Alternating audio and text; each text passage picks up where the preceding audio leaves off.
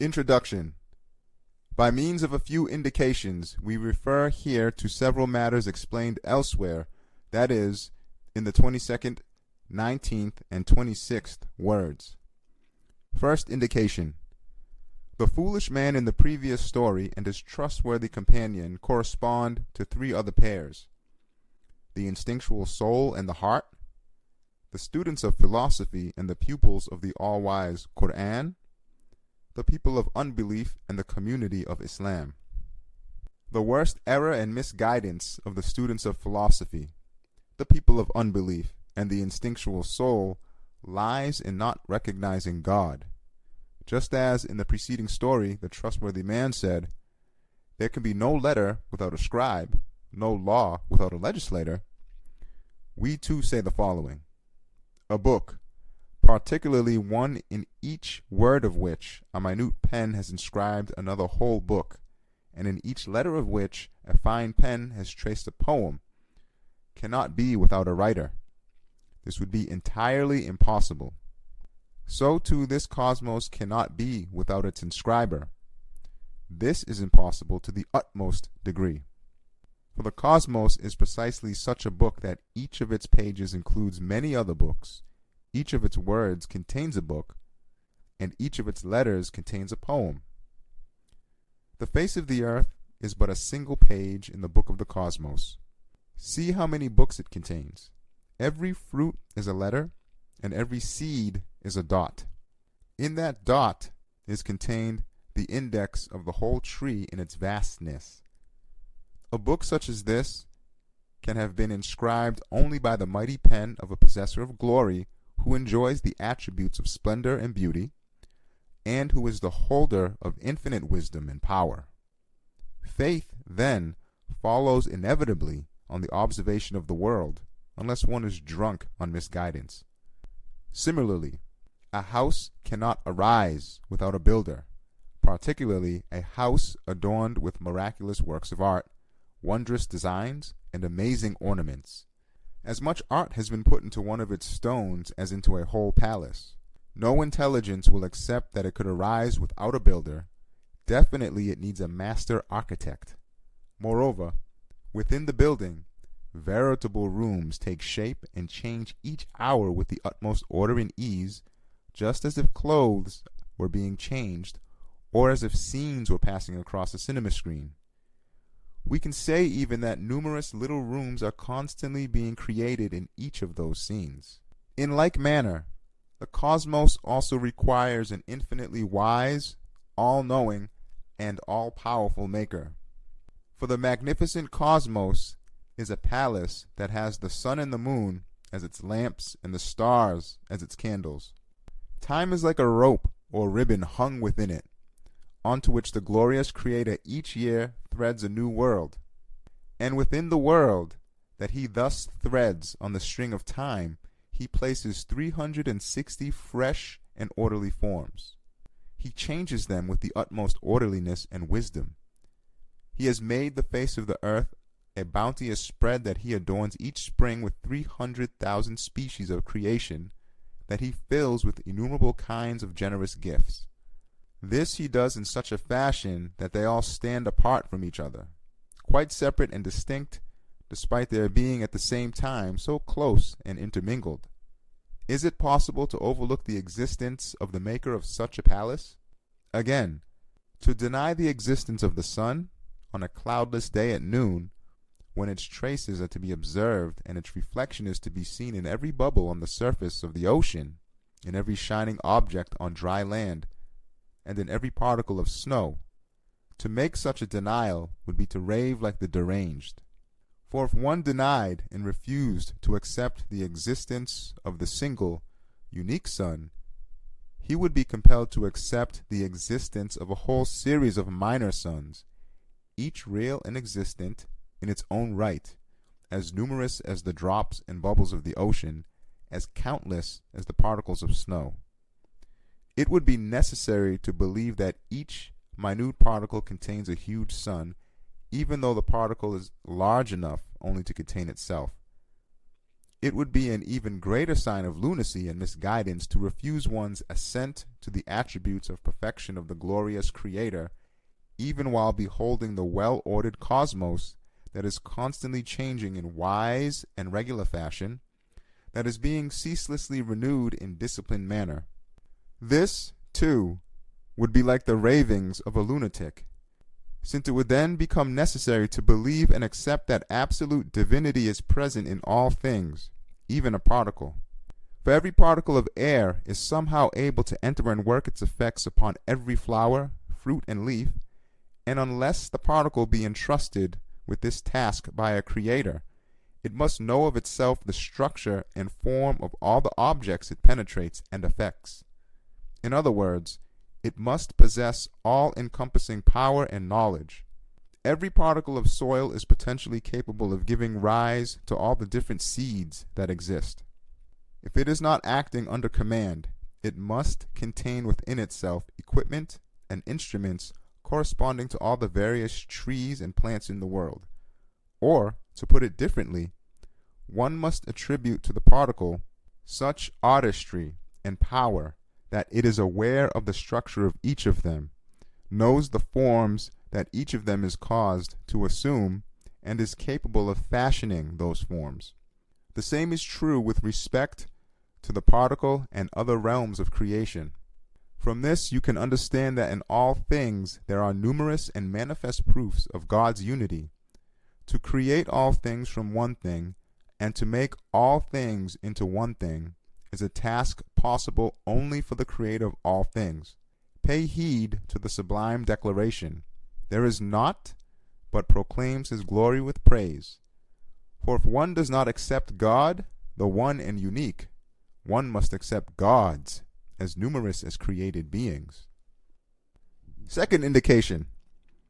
In our story, we made mention of a most noble commander and said that whoever is not blind and sees his decorations and medals will understand that he acts in accordance with the commands of a monarch and is his favored servant.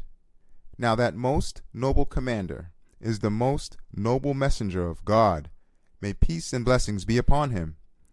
The sacred creator of so ornamented a cosmos must of necessity have a noble messenger, just as the sun must of necessity have light. For the sun cannot exist without giving light, and divinity cannot be without showing itself through the sending of prophets.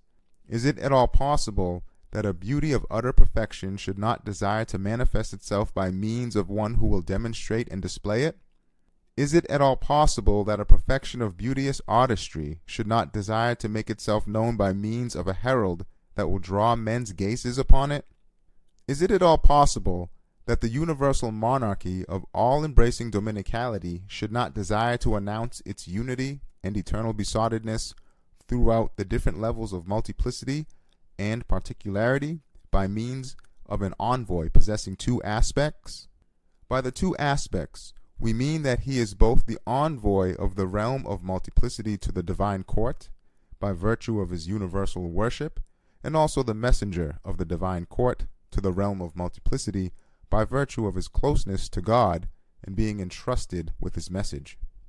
Is it at all possible that a possessor of infinite inherent beauty should not wish both to behold himself and to display to others in numerous mirrors the charms of his beauty and the allurements of his fairness?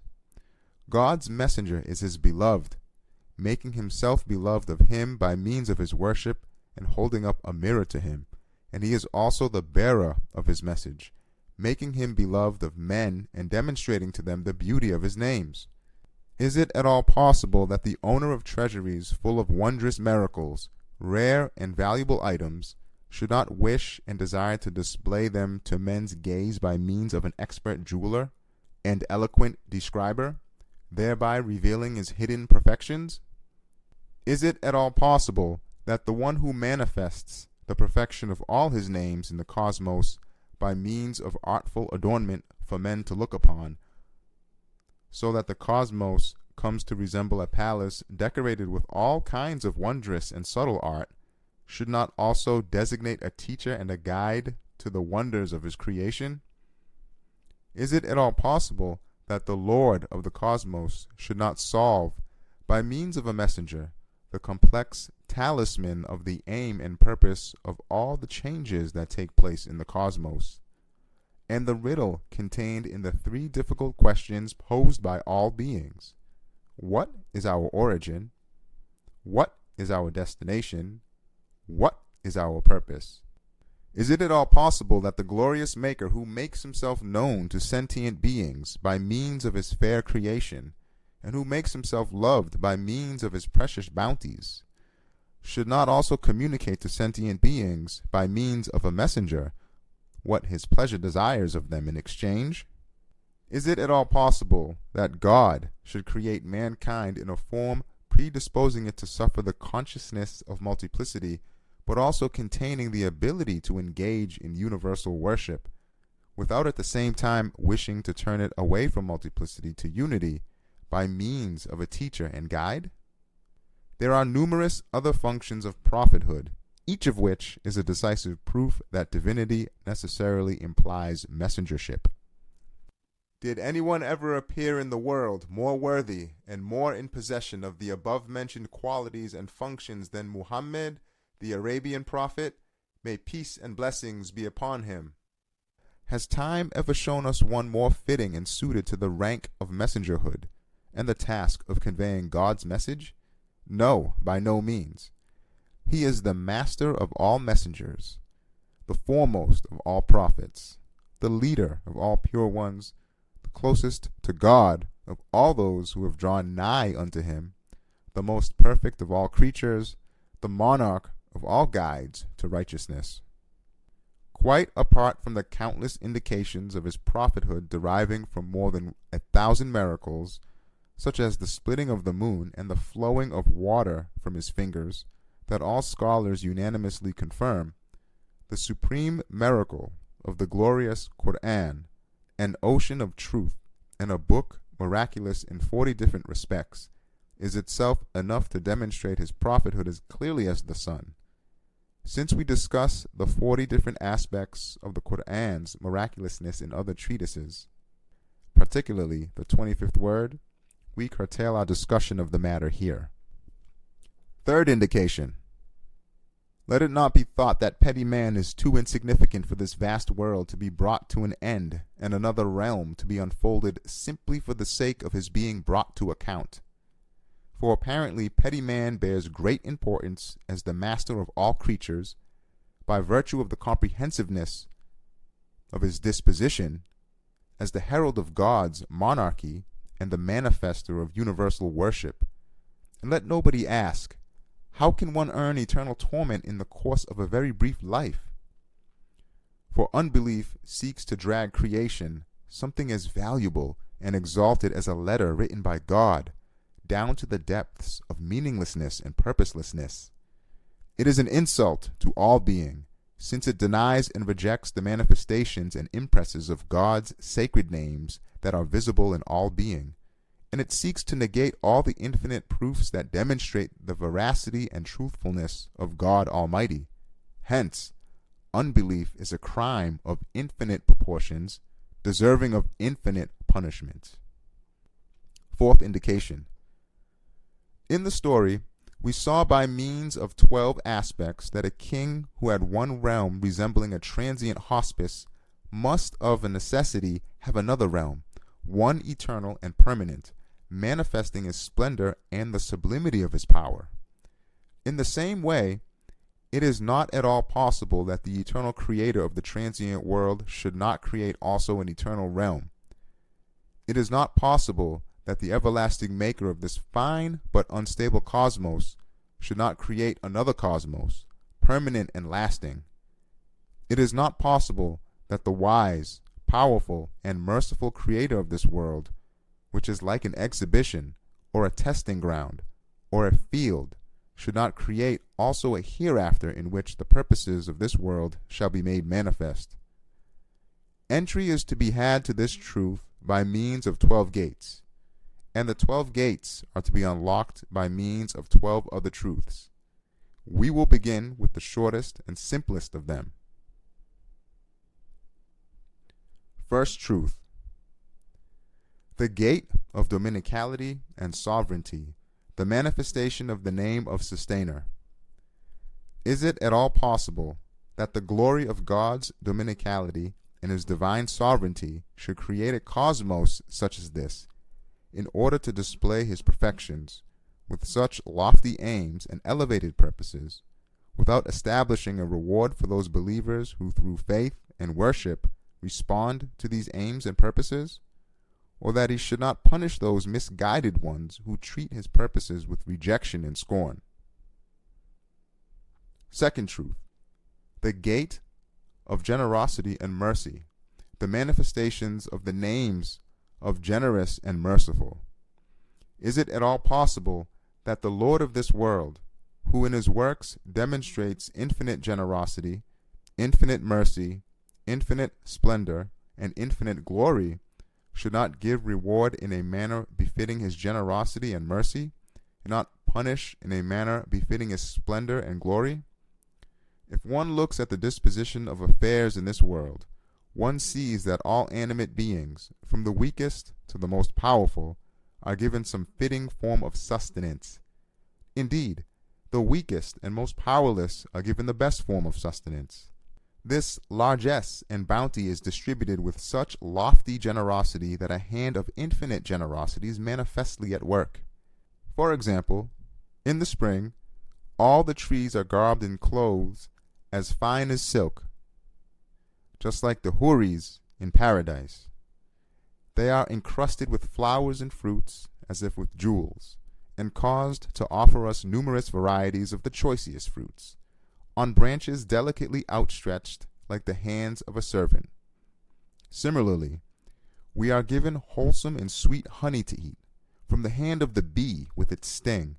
We are clothed in the finest and softest of clothes, by means of an insect that has no hands, and within a small seed a great treasure of mercy is preserved for us. It is self-evident that all of this is the effect of a most beauteous generosity, a most delicate sense of mercy. Then, too, the fact that, with the exception of man and certain wild animals, all things from the sun, the moon, and earth, to the smallest of creatures, perform their functions with the utmost exactitude, do not overstep their bounds by an inch, and observe a universal obedience in a spirit of great awe. This shows that they act by the command of a possessor of great glory and dignity. It is also apparent that the fashion in which all mothers, in the vegetable, animal, and human realms, succor their weak and powerless infants with the delicate nurture of milk and tender compassion, is a manifestation of God's all-embracing mercy. Since the master of this world has, then, such infinite generosity, mercy, splendor, and glory, it follows that his infinite glory and splendor require the chastisement of the discourteous, that his infinite generosity requires infinite bounty, and his infinite mercy requires a bestowal of favor worthy of itself. Now, in this transitory world and brief life, only a millionth part of all this, like one drop from the ocean, establishes and manifests itself. There must therefore be a realm of blessedness appropriate to that generosity and worthy of that mercy. One would otherwise have to deny the existence of the mercy that is visible to us, and this would be like denying the existence of the sun that fills every day with its light. For irrevocable death would transform compassion into disaster, love into affliction, blessing into vengeance, intellect into a tool of misery, and pleasure into pain, so that the very essence of God's mercy would vanish.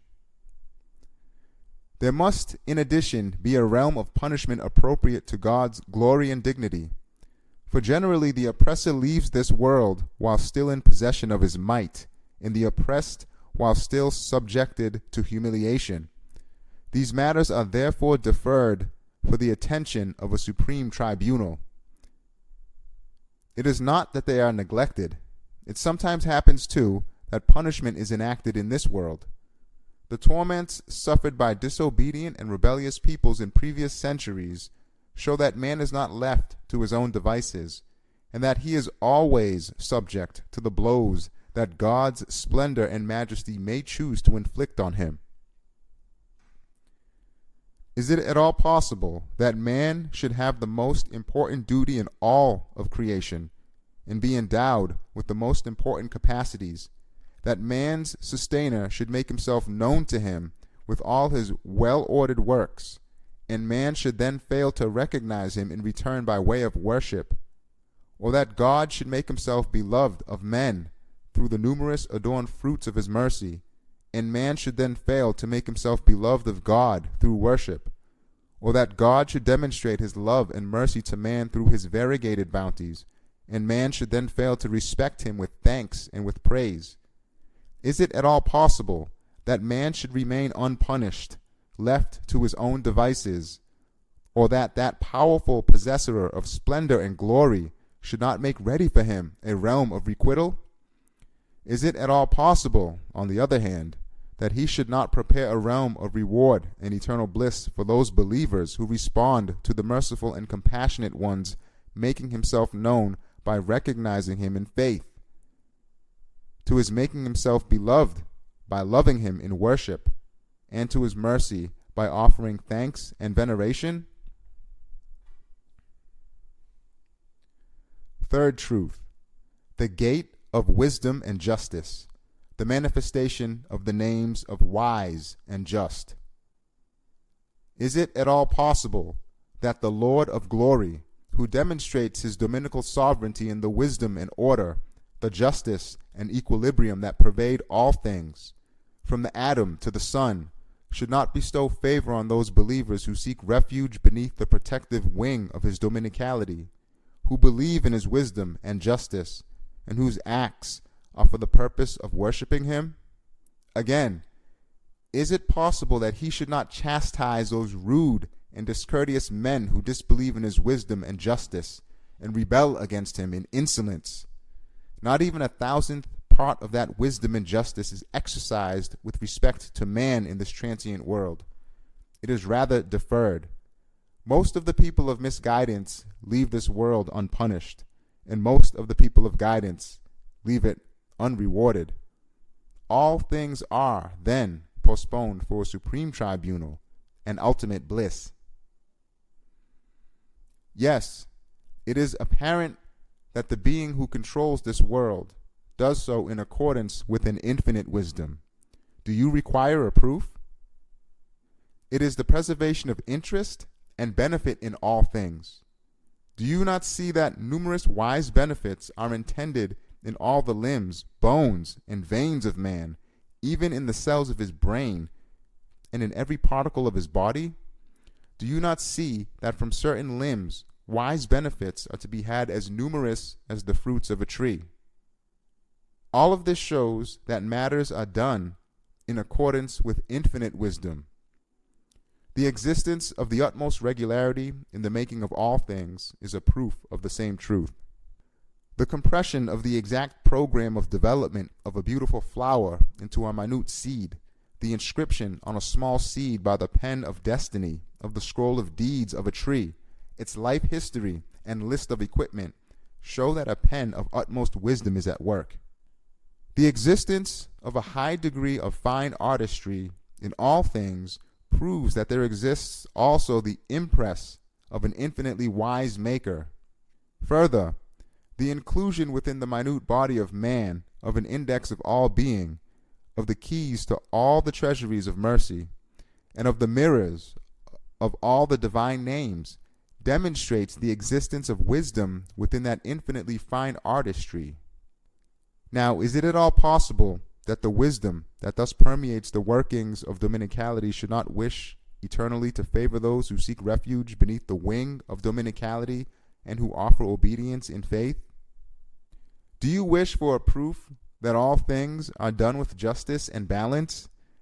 The fact that all things are endowed with being, given shape and put in their appropriate place in accordance with precise equilibrium and in appropriate measure, show that all matters are done in accordance with infinite justice and balance. Similarly, The fact that all things are given their rights in accordance with their disposition, that they receive all the necessities of their being, and all the requirements of life in the most fitting form, this too is the sign left by a hand of infinite justice. Again, the fact that answer is always given to every petition and request made by the tongue of disposition and of natural need or necessity demonstrates the existence of infinite justice and wisdom. Now, is it at all possible that the justice and wisdom that hasten to relieve the pettiest need of the smallest of creation should fail to provide immortality, the greatest need of man, the greatest of creatures? That it should fail to respond to his greatest plea and cry for assistance? Or that it should not preserve the dignity of God's dominicality by preserving the rights of his servants? Man, whose life is so brief, cannot experience the true essence of justice in this transient world. It is for this reason that matters are postponed for a supreme tribunal. For true justice requires that man, this apparently petty creature, should be rewarded and punished, not in accordance with his pettiness, but in accordance with the magnitude of his crime, the importance of his nature, and the greatness of his function. Since this passing and transient world is far from manifesting such wisdom and justice for man, who is created for eternity, of necessity there will be an eternal hell and everlasting paradise of that just and awesome possessor of beauty, that wise and beauteous possessor of awe.